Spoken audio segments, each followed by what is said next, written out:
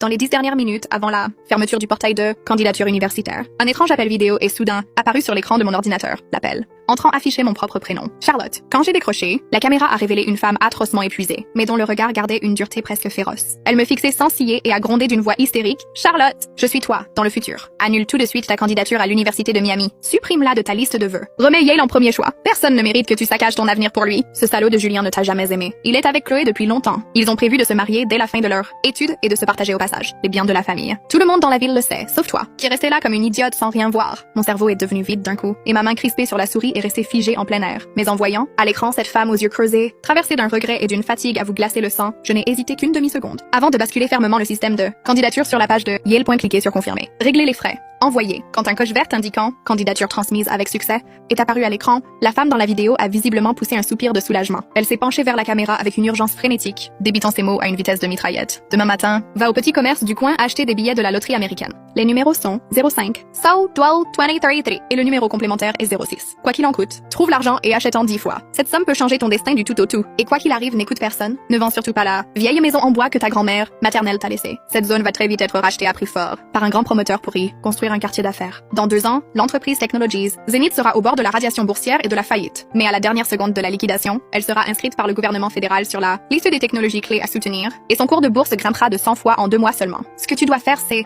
le 6 mai 2022 à 14h50, investir toutes tes liquidités sans la moindre retenue. C'est le point le plus bas de toute l'histoire de cette action. Charlotte, à 18 ans, je t'en prie, arrache-toi encore et encore de la boue. Saisis chaque chance, chaque levier et vis en brillant de 1000 feux. Écrase toute cette ordure sous tes pieds. À ces mots, la vidéo s'est interrompue net et l'écran du téléphone est redevenu complètement noir. J'ai regardé l'écran éteint, adossé au dossier de la chaise, et j'ai murmuré d'une voix presque solennelle « Je le ferai ». La chambre était silencieuse, à l'exception de ma respiration. Je fixais mon téléphone sans bouger, le cœur battant à tout rompre. Tout. Ce qui venait de se passer ressemblait à un rêve, mais face à mon petit béguin juvénile pour Julien, le regret et l'épuisement impossible à dissimuler, dans les yeux de mon moi du futur étaient comme un seau d'eau glacée qui m'avait réveillé d'un coup, les mains tremblantes. J'ai sorti un carnet et j'y ai recopié les numéros de la loterie, ligne après ligne, puis j'ai écrit en rouge, d'une pression appuyée, la vieille maison ne doit jamais être vendue. Technologie Zenith. Une fois cela fait, j'ai poussé un long soupir. À ce moment-là, mon téléphone a justement reçu un message de Julien. Tu as bien changé tous tes vœux pour l'université de Miami, n'est-ce pas? Chloé adore la plage et le soleil. On va à Miami ensemble pour l'accompagner. Puis, presque aussitôt, un message de Chloé est arrivé. Grande sœur, le grand frère Julien a dit que tu viendrais à l'université avec moi et que tu t'occuperais de moi dans la vie de tous les jours. Merci grande sœur, tu es vraiment la meilleure sœur du monde. En voyant les messages défiler sans fin sur l'écran, j'ai lentement fermé les yeux. Julien était mon ami d'enfance, celui avec qui j'avais grandi, et Chloé était ma demi-sœur, née du second mariage de mon père, à peine une quinzaine de jours après la mort de ma mère.